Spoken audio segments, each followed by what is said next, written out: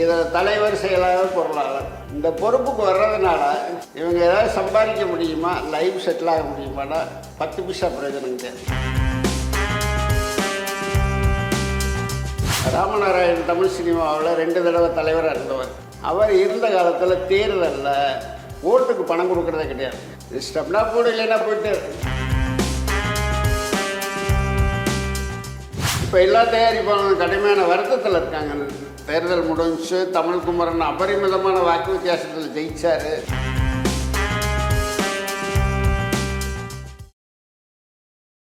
வணக்கம். இன்றைய சந்திப்பில் நம்முடன் இணைந்திருப்பவர் பத்திரிகையாளர் ராமானுஜம் அவர்கள். வணக்கம். வணக்கம். தமிழ் திரைப்பட தயாரிப்பாளர் சங்க தேர்தல் பரபரப்பாக நடந்தது. ஒரு சட்டமன்ற தேர்தலுக்கு ஈக்குவலாக நடந்தது. புதிய நிர்வாகிகள் தேர்ந்தெடுக்கப்பட்டிருக்காங்க. தலைவராக தமிழ்குமரன் தேர்ந்தெடுக்கப்பட்டிருக்காரு. எப்படி தேர்தல் நடந்தது? இந்த புதிய பிரதிநிதிகளால் தமிழ் சினிமா என்ன மாற்றங்களை சந்திக்கும்? அதாவது தயாரிப்பாளர் சங்கத்துக்கு 2 வருஷத்துக்கு ஒரு தடவை நிர்வாகிகள் தேர்ந்தெடுக்கணும்.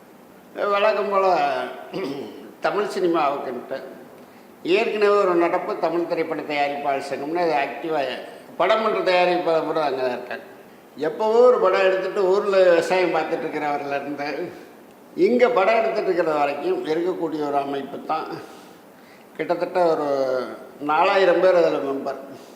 ஆனால் வாக்குரிமைங்கிறது ஒரு படம் எடுத்து சென்சார் சான்றிதழ் வாங்கியிருந்தால் தான் வாக்குரிமை. அப்படி ஒரு 1300 பேர் இருக்கக்கூடிய தமிழ் திரைப்பட தயாரிப்பாளர் சங்கத்துக்கு தேர்தல். இதில் தலைவர், செயலாளர், பொருளாளர் இந்த பொறுப்புக்கு வர்றதுனால இவங்க ஏதாவது சம்பாதிக்க முடியுமா, லைஃப் செட்டில் ஆக முடியுமானா 10 பைசா பிரயோஜனம் கிடையாது.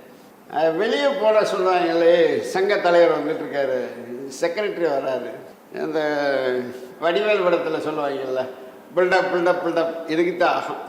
ஆனால் இந்த பதவிக்கும் 2 வருஷத்துக்கு ஒரு தடவை ஒரு கடுமையான, அதாவது நீங்கள் தமிழ்நாடு சட்டமன்ற தேர்தலுக்கு இணையாக இந்த முறை தேர்தல் நடந்துச்சுன்னு தான் சொல்லணும்.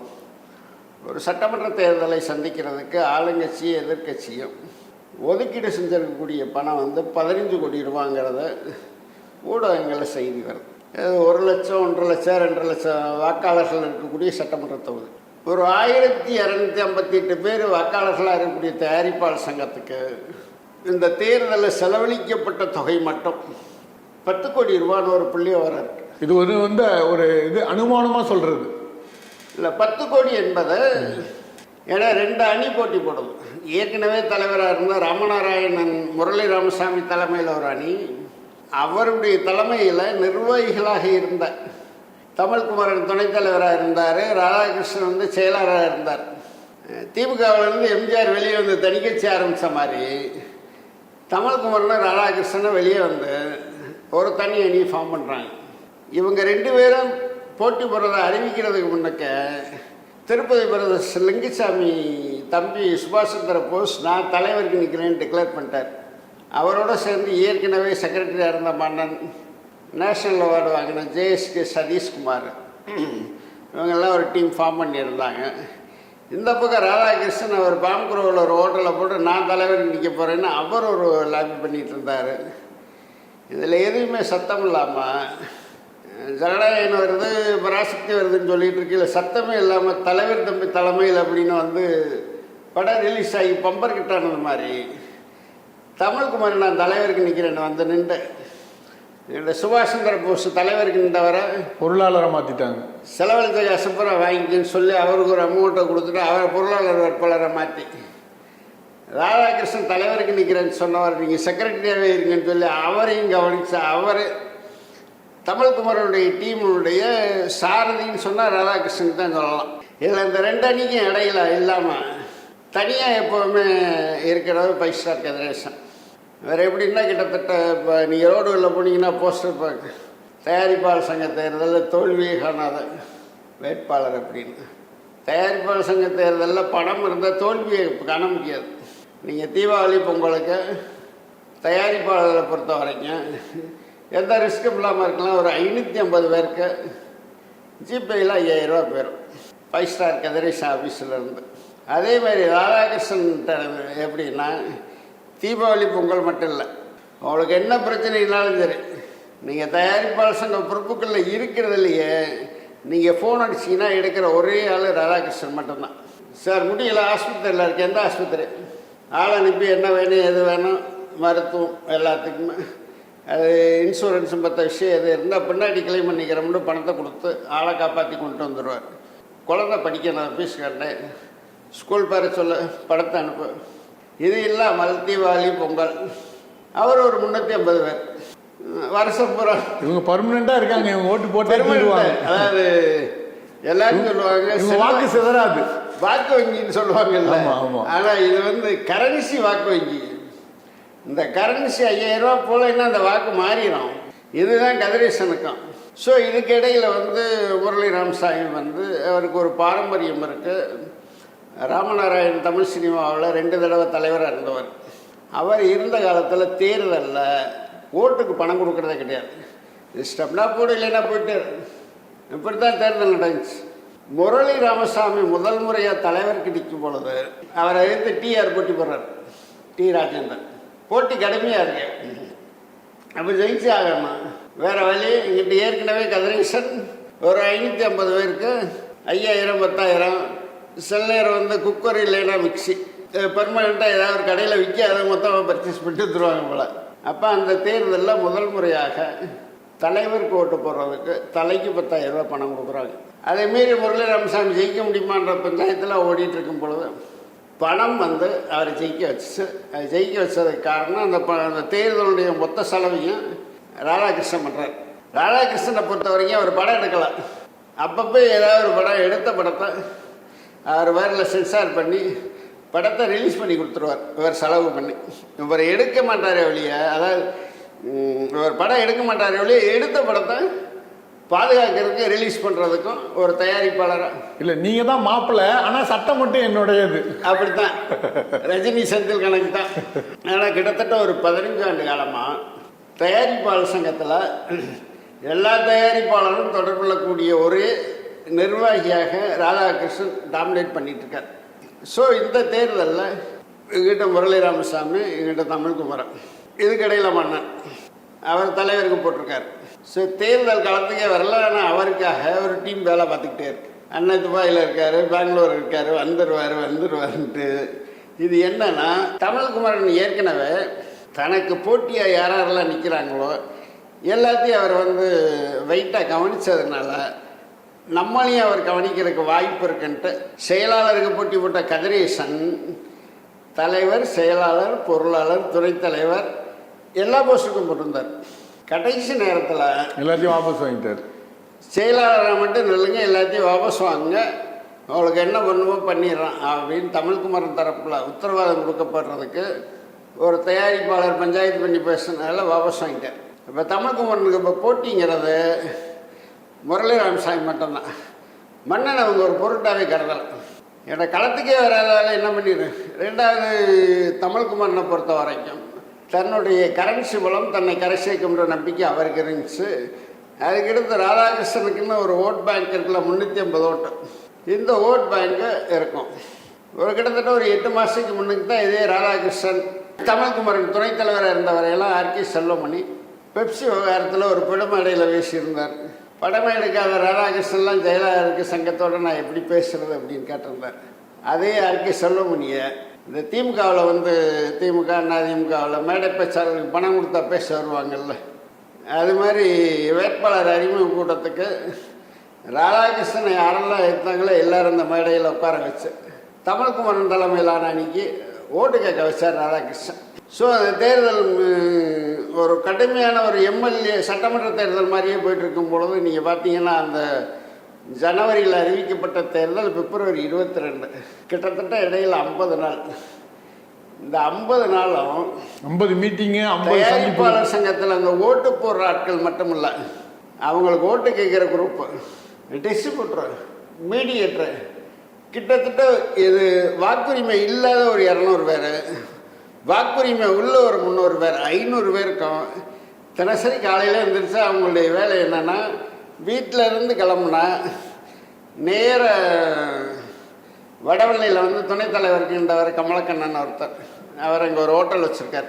அங்கே ஒரு டிஃபன் சாப்பிட்லாம், சாயந்தரம் போனால் பிரியாணி வாங்கிக்கிடலாம், மதியம் போனால் சாப்பாடு.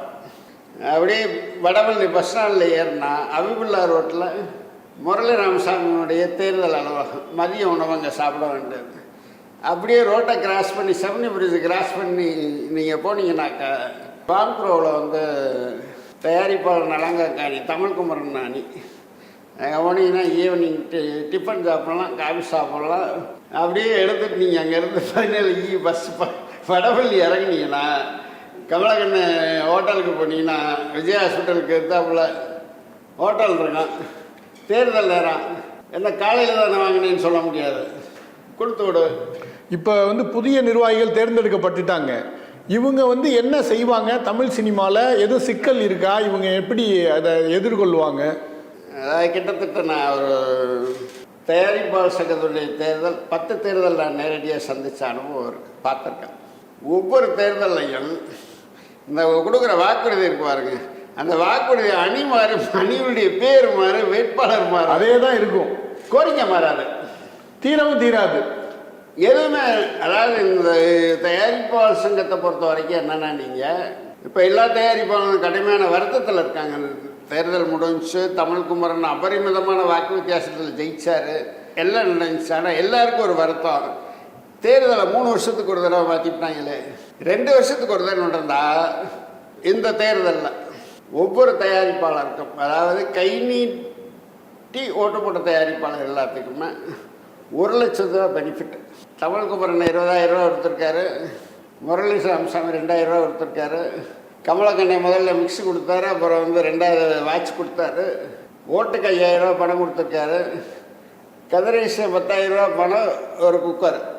இது இல்லாமல் குண்டச்சான் ஒருத்தர் சுயேட்சையாக இருந்தார். ரொம்ப காமெடியாக இருக்குங்க அந்த தேர்தல் பார்த்தீங்கன்னா. அவர் எல்லாத்துக்கும் போர்வை, பாம்பே டையிங்லேருந்து ஒரு போர்வை, ஒரு 1000 போர்வையை பர்ச்சேஸ் பண்ணி ஓட்டு இருக்கா இல்லையாருலாம் கேட்குறதில்ல. இந்த உனக்கு ஒன்று, உனக்கு யாராவது தெரியுமா, இந்த இப்படி அதாவது ஒரு ஜனநாயக திருவிழாங்கிறது வந்து அப்படி ஓடிச்சு. இப்போ உங்களுடைய வேலை என்னன்னா, தமிழ்குமரன் ஒரு பெருசாக ஏதாவது பண்ணிடுவோம் அப்படின்னு சொல்லியிருக்காரு.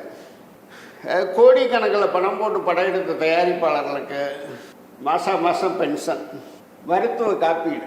அது யாரோட பணம்? அது இது கவுன்சில் பணம். இது வந்து ஏற்கனவே இருந்தது, இங்கே இருந்த பணம். விசால இருந்த வயதில் இருந்த ஃபிக்ஸட் டெபாசிட்டில் ஒரு 7 மொத்தத்தையும் காலி பண்ணி கஜானா வராது, ஆட்சியில் இருக்க கட்சி கடனில் வச்சுட்டு போகுங்களா அரசாங்கத்தை, அது மாதிரி இருக்கிறத வர காலி பண்ணிட்டு போயிட்டு அதுக்கு பின்னாடி வந்த அணி எதுவுமே பண்ண முடியலை. அப்போ அவங்க அப்பப்போ ஏதாவது வசூல் பண்ணிட்டு இருந்தாங்க. ஒரு கட்டத்தில் இந்த தயாரிப்பாளருக்கான பென்ஷன் காப்பீடு என்பது டோட்டலாக ஸ்டாப் ஆகிடுச்சு. என்னென்னா, இன்றைக்கி வாக்காளர் உரிமை இருக்கிறதுல 10% பேர் தான் தொடர்ச்சியாக கடந்த 10 ஆண்டுகளில் படம் எடுத்தோம். பாக்கி எல்லாருமே ஏதோ ஒரு காலத்தில் பெருமைக்கு படம் எடுத்துகிட்டு ஊருக்கு போனாங்க. இப்படி 80லேருந்து 90% பேர் இருக்கிறது இந்த தேர்தலை கேள்வி குத்தாக்கிட்டு இருக்கு. ஏன்னா அவங்களுக்கு இன்றைக்கி இருக்க சினிமாவை பற்றி என்னன்னு தெரியாது, இந்த சினிமா தொழில் அவங்க திருப்பி பண்ண போகிறதும் இல்லை. ஆனால் இன்றைக்கி இருக்கக்கூடிய சினிமாவை தீர்மானிக்கக்கூடிய ஒரு தயாரிப்பாளர் சங்கத்துக்கு அவங்களும் ஓட்டு போட்டு தான் ஜெயிக்கணும் அப்படின்ற நிர்பந்தம் வரும் பொழுது தான் தேர்தலுக்கு முதல் நாள் தமிழ்குமரன் 1 கோடி ரூபாயை கேஷாக எல்லா மெம்பர்களுக்கு ஓட்டு போகிறால கொடுக்க வேண்டியது இருக்குது. வெளியூர்லேருந்து வர்ற எல்லாருக்குமே ஹோட்டல், ஃப்ளைட் டிக்கெட்டு எல்லாமே பண்ண வேண்டியது இருக்குது.